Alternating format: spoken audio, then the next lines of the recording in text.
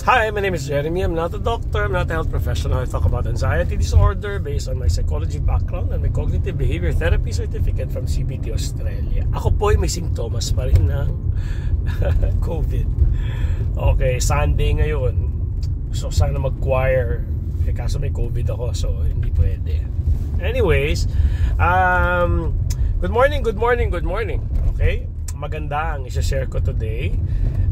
Kasi alam niyo, iniisip ko ano ba talaga yung nag-trigger dun sa mga anxiety. Lately, ang dami ko rin mga talk times na doon ko nakukuha na sige, common problem talaga ito eh. So dapat ito yung malaman, ma-share ko doon sa aking mga followers. Okay? So maraming salamat po sa mga nagsasabi na magpagaling ako, pero mas kailangan ko po yung inyong pagdadasal. Mamayang gabi bago kayo matulog, sabihin ninyo, Lord, si Coach Jeremy, dinadalangin ko na siya'y gumaling at siya'y maging healthy lagi para mas marami pa siya matulungan. Okay? So yun, kailangan ko yun, no? Okay. Yan, sige, let's start. Kalaban natin talaga yung negative thinking, no? Negative thinking. Alam nyo ba, ang negative thinking, hindi lang sa ganun kasimple, hindi lang sa kadali. Okay? Kasi, dinevelop nyo siya, ginawa nyo siyang parte ng brain nyo. Okay? Ginawa nyo siyang parte, para kayong nag-aral ng gitara or ng driving na hindi na matatanggal yung hindi matatanggal, hirap nang tanggalin kasi pag natutunan mo na yung isang bagay, nandun na yun. Okay? Ganun yung ginawa nyo. Biruin mo naman sa araw-araw na may anxiety kayo, na-develop na sa brain nyo, kaya tayo may neuroplasticity. Pero good news, kasi nga dahil ang brain natin sinasabi na plastic, no? Hindi plastic na plastic, pero ang ibig sabihin yung characteristic ng plastic na pwedeng i-mold, pwede siyang gawin sa kung anong gusto mong shape, pwede siyang mangyari. Kaya may tinatawag tayong neuroplasticity. Okay? So kung dahil nga sa neuroplasticity na yan, natutunan ninyong mag-automatic negative thoughts, no? O yung automatic negative thought. Okay, so hindi siya ganun kasimple na pag sinabing negative thinking ka, ganun na yon. Hindi, malaki yon. Ibig sabihin, nagiging automatic negative thought kasi parte na siya ng brain mo dahil sa ginawa mo rin. Kumbaga, yun nga, again, pag natuto kayong mag-gitara, di ba?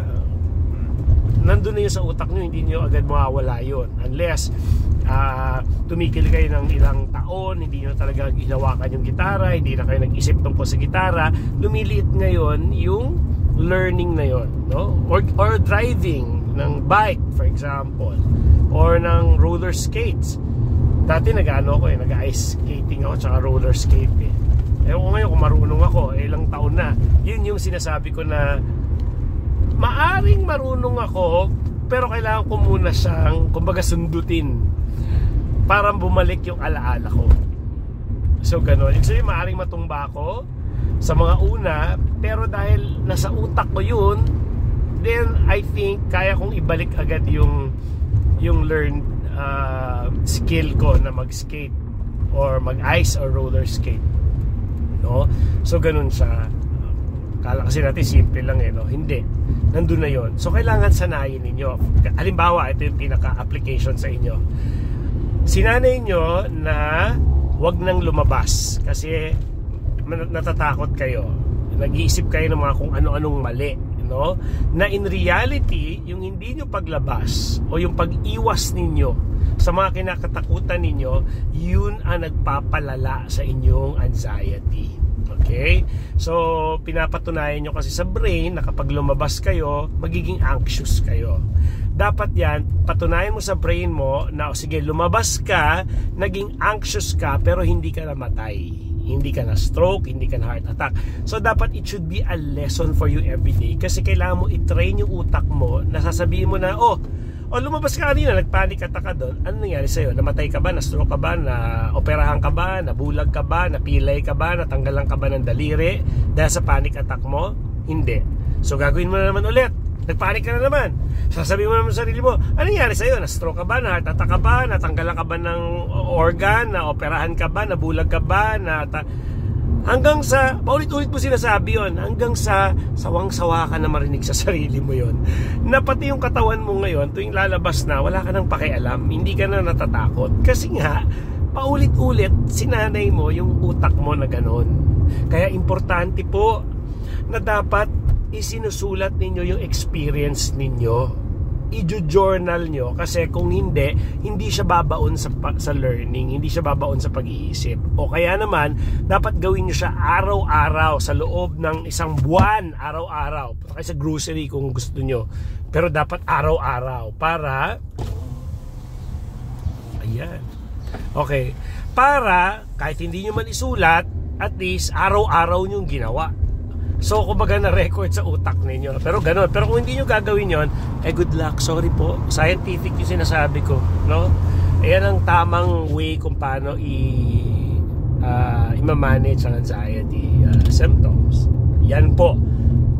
Naku, napakamahal ng ganyang kaalaman sa totoo lang. Pero sa inyo, libreng-libre. Yan ang mga binabayaran sa amin, sa mga therapist. Hindi sa akin kasi hindi ako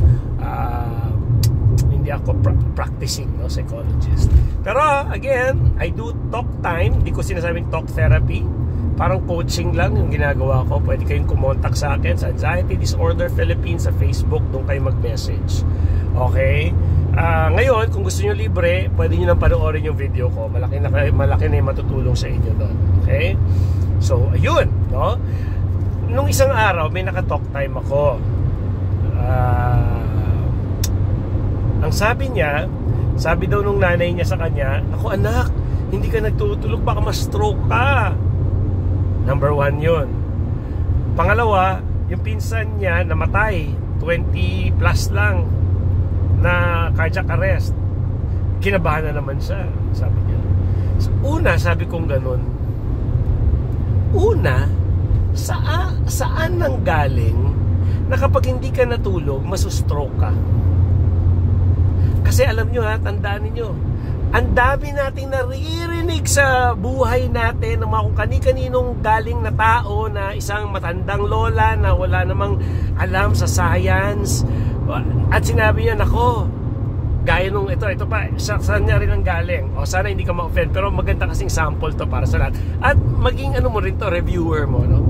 Sabi niya, natatakot kasi ako na baka sa sobrang saya ko, may mangyaring masama. Diyos ko po, sa panahon ngayon naniniwala pa tayo sa mga ganun. O lang ako pero huwag ka ma-offend, no? Pero totoo yun, ang daming ganun yung mga taong naniwala na supposedly tinang may epekto sa buhay niya. Nung Christmas, New Year, dapat magkakasama silang pamilya, masaya sila dapat, pero imbis na magsaya siya, nag-iisip siya na hindi ako baka sa sobrang saya namin may masamang mangyari. Boom! Yan ang epekto ng pag-iisip na mali at nakakaapekto sa buhay ng isang tao na walang kakwenta-kwenta. Buruin mo yun, isipin ninyo, ang isang bagay na walang kakwenta-kwenta, sinira yung buhay mo, hindi lang ang buhay mo, kasi involve yung family, kasi dapat buong pamilya kayo nag-e-enjoy ngayon, ikaw, nagmumukmuk ka dun sa gilid, yung pamilya mo nag-aalala sa'yo ngayon na imbis dapat nag-e-enjoy sana ang lahat, hindi sila makapag-enjoy kasi may isang tao doon nagmumukmok dahil sa maling paniniwala. Medyo, sorry medyo katangahan, okay? Sabi nung isa, hindi ka nakatulog, pasustroke ka. Saan nang galing yon? Magtanong kayo ng doktor, kahit sinong doktor, ang tao bang walang tulog, nasustroke? Marami kasing factors ang stroke. Maaring isa yon, pero hindi yung porkit hindi ka natulog. Marami yung kailan may formula yan. Sige, halimbawa, wala ka nang tulog, napakataba mo pa, taas pa ng kolesterol mo, naninigarilyo ka pa, yun yung ganun. Kailangan umalayin yung mga ganun bago ka ma-stroke. Pero kung isang bagay lang na hindi ka natulog, sana, ito yung pruweba. Paano yung mga call center natin na walang tulog? Paano yung mga gwardya na buong gabi nakabantay, wala silang tulog? So lahat ba ng gwardya na stroke? Galit? Hindi, kasi alam ninyo, ang daming mga paniniwala na mga sabi-sabi na walang basehan. Kasi alam niyo, noong mga panahon na yun, walang magawa yung tao. Wala namang mga Google dati, wala namang mga magagaling na ng mga doktor na nag-YouTube na ngayon at nag-share. Ngayon, siya na lang yung isang tao na pinanggalingan nun. Sa kanya galing, halimbawa, pasma. Naniniwala kayo sa pasma, di ba? Alam niyo ba tayo lang may pasma? Yung pasma, yung, ay, hindi ako maghugas ng kamay kasi namalansya ako. Tayo lang yon, yung pasma. Alam niyo ba yung mga NBA players, pagkatapos nilang makipagpatayan sa basketball, no? Sobrang pagod, takbo, pagod. Ano mo ginagawa nila? Naliligo. Eto pa. Alam niyo ba ngayon may cryo something, no? Na galing ka sa isang sports or nag-exercise ka, lulubog ka sa isang napakalamig na malamig na punong-puno ng yelo. Kasi yun yung magandang effect, may magandang epekto daw sa katawan yun. So kita ninyo, yung mga paniniwala nyo, walang kwenta, samantalang opposite yung ginagawa ngayon na may science. So ano ibig ko sabihin?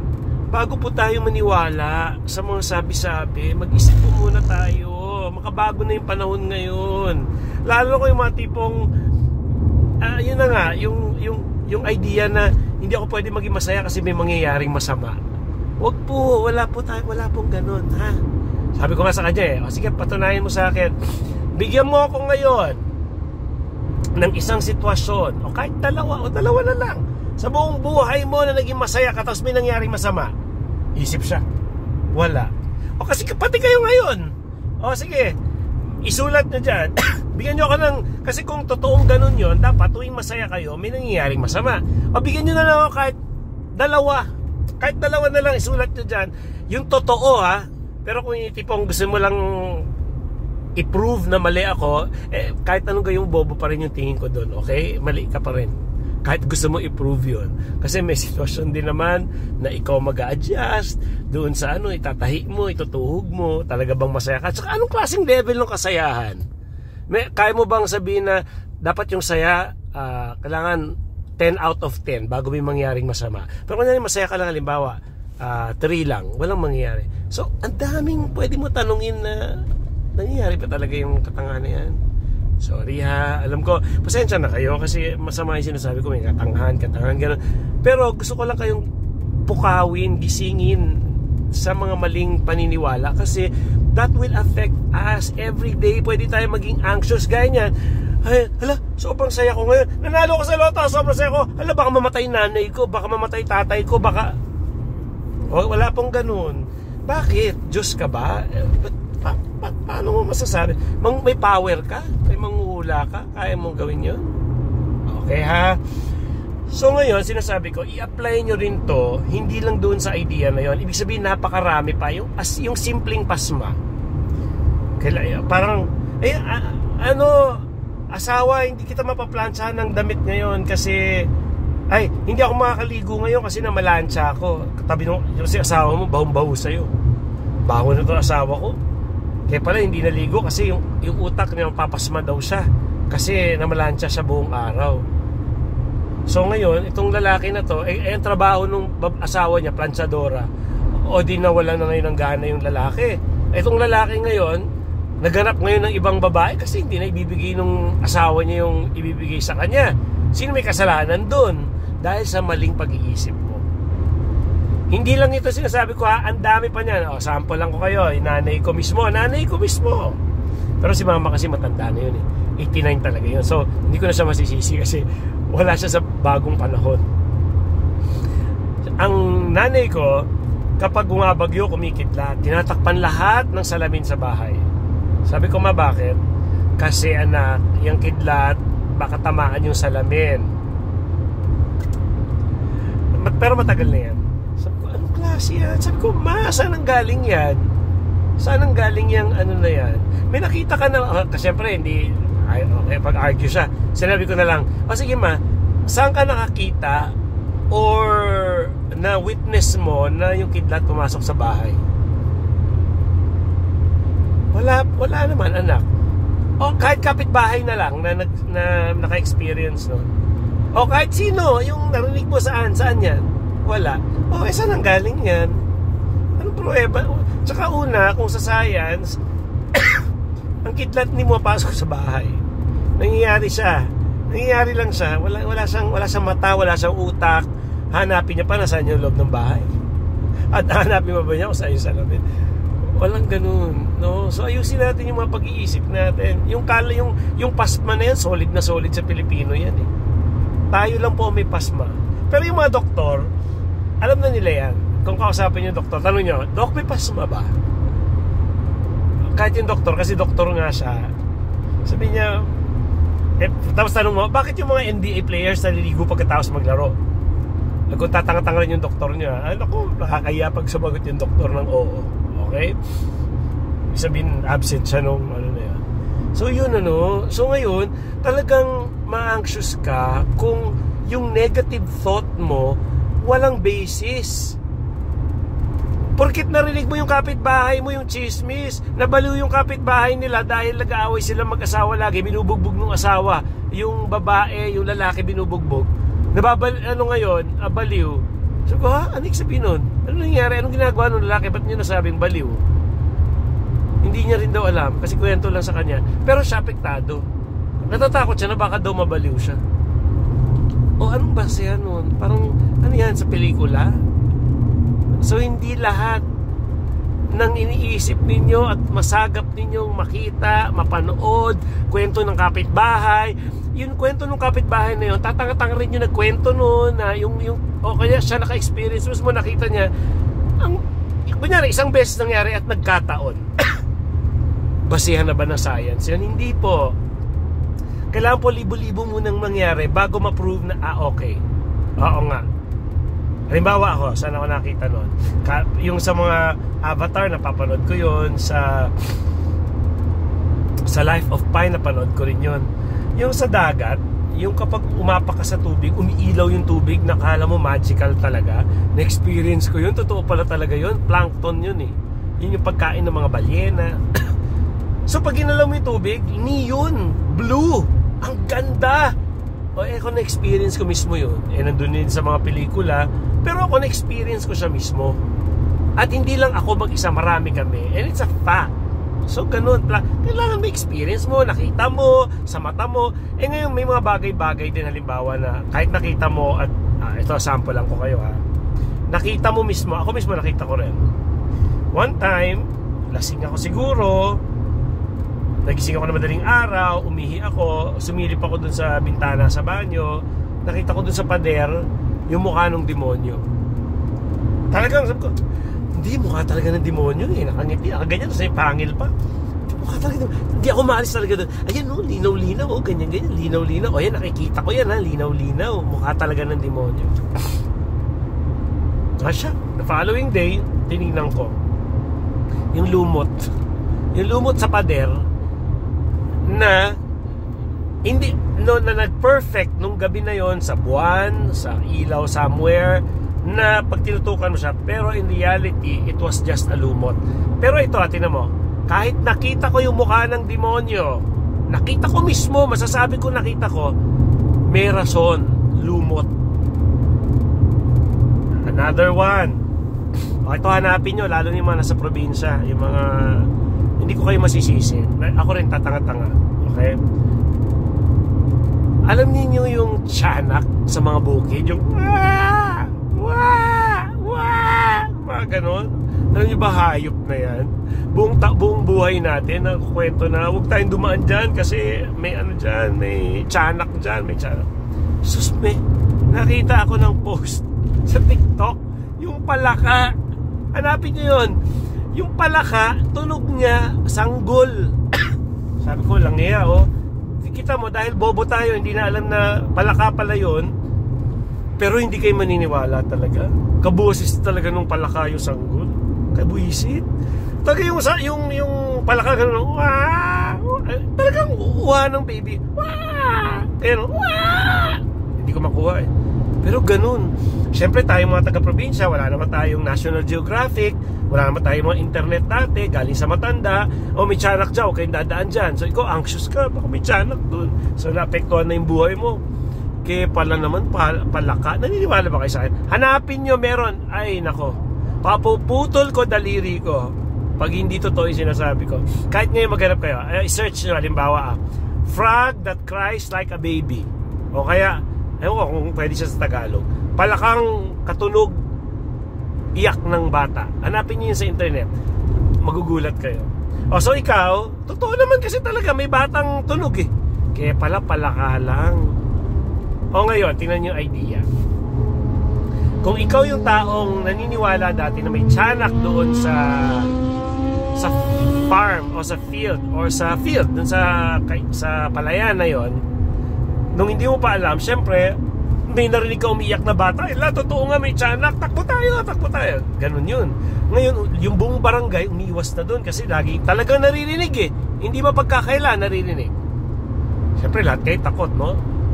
Ngayon nalaman mo na, or pinakamaganda nga niya, nahuli mo sana para ipakita mo sa buong baryo, sa barangay na ito yung tiyanak, ito yung palaka, lintek, umiiyak yung palaka, paiyakin mo para talaga hayop na yan. So magtatawanan ngayon yung barangay, yan, ilang taon, tumanda na si Lola, namatay na yung mga lolo't lolo ko, ang alam nila tiyanak, kaya pala, palaka lang yung hayop na yan. Sino ba naman kasi mag-aakala yung palaka na yun, may ganung tunog? Diba?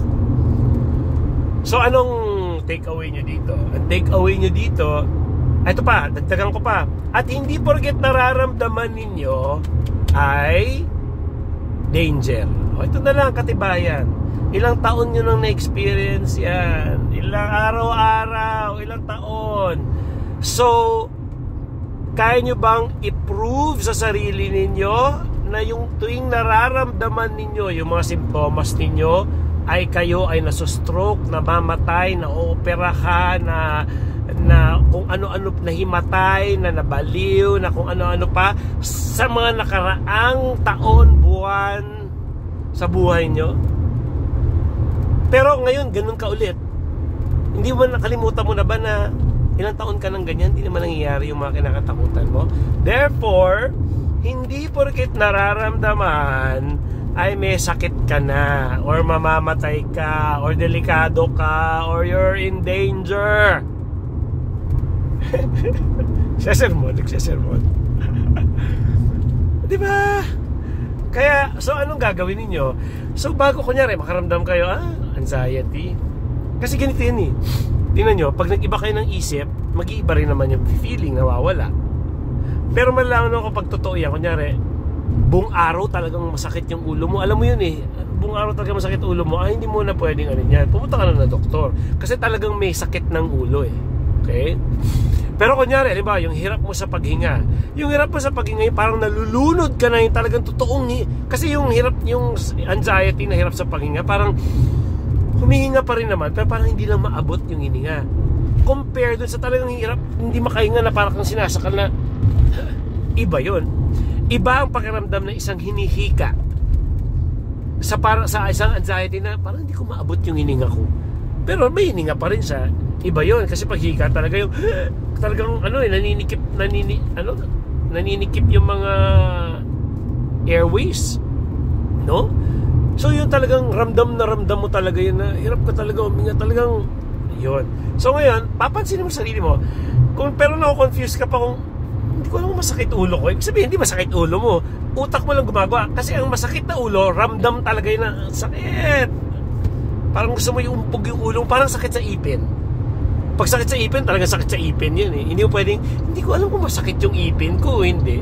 Pag ganun, hindi masakit ipin mo. Pero kung masakit talaga yan, masakit talaga yan. Doon mo malalaman yun. Okay? Sige, ano na? 24 minutes na. Sige, 24 minutes na. Okay pa natin, gawin na natin 30 minutes para talagang sumaya na kayo. Ang dami ko pang gustong sabihin. So, nagigets yung point. Kaya importante, lalo sa mga bago, na i-journal ninyo yung experience. Yung journal, ang kailangan nakalagay doon is katibayan or pruweba na halimbawa, okay, ngayon ang pinakamaganda nga niyan, i-challenge yung sarili ninyo. Meron ako sa followers, sabi ko, assignment mo, pumunta ka dun sa malayong lugar na mag-isa ka. Gusto ko magpanik ka dun. Okay, tapos pagdating, sulat mo Tapos pag-uusapan natin, ipaprocess natin. So ano nangyari sa'yo? Namatay ka ba dun sa malayong lugar? O sige, sabihin natin nag-panic attack ka. Hindi po assurance na dahil alam mo na hindi ka magpa-panic attack ka. Kaya nga sinasabi ko, gusto ko mag-panic attack kayo. Okay? Kasi ang gusto natin katibayan dito, na nagpa-panic attack kayo, pero buhay pa rin kayo. Kasi ang panic attack o yung adrenaline na yan, yung cortisol, norepinephrine, epinephrine na mga chemical sa katawan ninyo, natural, normal na lumalabas yan sa atin kapag tayo nasa danger. Lalo na kung totoo, kung may sunog, kailangan mo talagang tumakbo paalis. Yung magpapatakbo sa'yo, makaalis sa sunog, yun yung adrenaline mo, yun yung mga stress hormones mo. So normal yun. So lahat ba ng bombero namamatay? Dahil kung nagpapatay sila ng sunog at nagliligtas sila ng mga tao sa sobrang nervyos nila, namamatay ba sila? Hindi naman. Trabaho nila nga yun eh. O ngayon, bakit tayo takot tayo dun sa pakiramdam natin? O sa tingin nyo ba yung mga bombero hindi na ninenervyos? Diba? So yun, no? Bombero, police, lalo na dun sa mga operation. So ibig sabihin, kaya ng katawan yun. Huwag niyong gawing big deal na porket nakaramdam kayo, mamatay na ako. Hindi po. Eh di sana naman, ilang beses ba kayo kailangan ma-experience? Ilang beses ba kailangan ma-experience nyo para mapatunayan nyo sa utak nyo na hindi kayo namamatay, hindi kayo nasustroke, hindi kayo na heart attack dun sa pangit na pakiramdam. So therefore, hindi porket pangit yung pakiramdam, may mamamatay ka na. Okay, ano gagawin? Adi try mo muna mag breathing exercise, yung physiological sign na dalawang inhale, hold. Kailangan kasi ipakalma nyo yung katawan ninyo kasi yung katawan nyo pakalmahin mo. Kalma. Yan, pwede yung ginagawa ko. Yan, tapping. Tinuro ko na yan sa ibang video. Maraming ways kung paano. Okay? So, pakalmahin nyo lang. And then, sabihin nyo sa sarili nyo na anxiety lang to. Yun na yun. Ito yung ginagawa nyo sa katawan ko, anxiety lang. Tuloy ko muna yung trabaho ko. Tuloy ko yung ginagawa ko. Mamaya wala na rin yan. Kaya nangyayari kasi may anxiety disorder ako. Para lang akong bumbero ngayon na may sunog. Kaya ako nararamdaman to kasi may sunog. Although syempre wala naman tayong sunog talaga. Pero kailangan tanggapin mo yun na para ka lang bumbero na nasa sunog ka at the moment. Pero mamaya mawala na yun pag wala ka na sa sunog. So kasi at lilipas din yan. Okay? Ano pa yung isa sa mga pinaka-importante, i-break ninyo yung cycle. Di ba sabi ko kanina, neuroplasticity. Every day, isulat, journal. Kung tatama rin kayo, good luck. Kasi kahit kung magto-talk time kayo sa akin, sasabihin ko yung assignment. At also, pag nag-talk time kayo sa akin, kailangan gawin yung assignment nyo. Kasi pag hindi nyo ginawa yung assignment, tatama rin ako sa inyo. Ako lang tutulong sa inyo? Sarili nyo, ayaw nyo tulungan? Good luck. Hindi ka bagay sa akin. Okay? Hindi ka bagay sa akin na pasyente. O hindi, ayoko ng pasyente na ka-talk time ko. Kasi lahat to assignments. Kasi nga, ang ginagawa natin dito scientific. No? Kailangan sa brain, ganoon. Okay? So I hope may natutunan kayo. Natamad na ako. 2 minutes na lang para mag 30 minutes. Ano pa bang gusto nyo?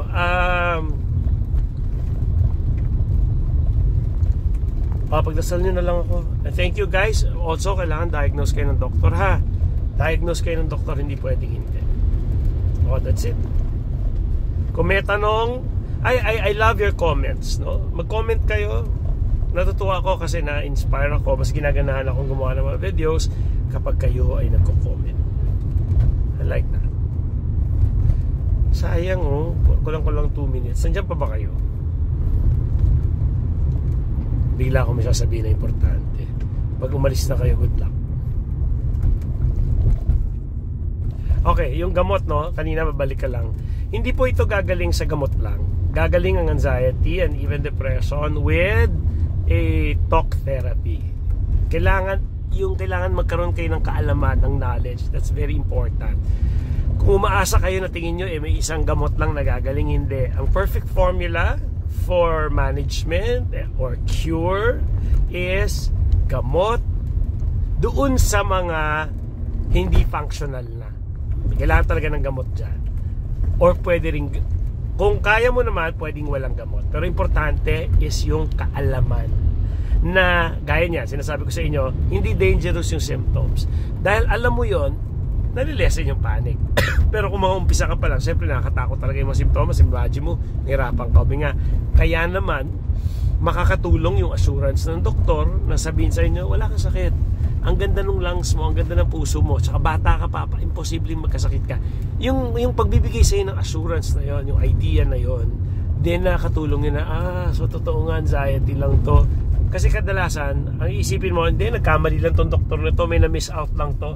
Wala, bobo tong doktor na to. So, umabot ka na sa 2, 3, 4. Ilang doktor kailangan para masabi mong ayos yung doktor na yon? Mapatunayan niya na may sakit ka.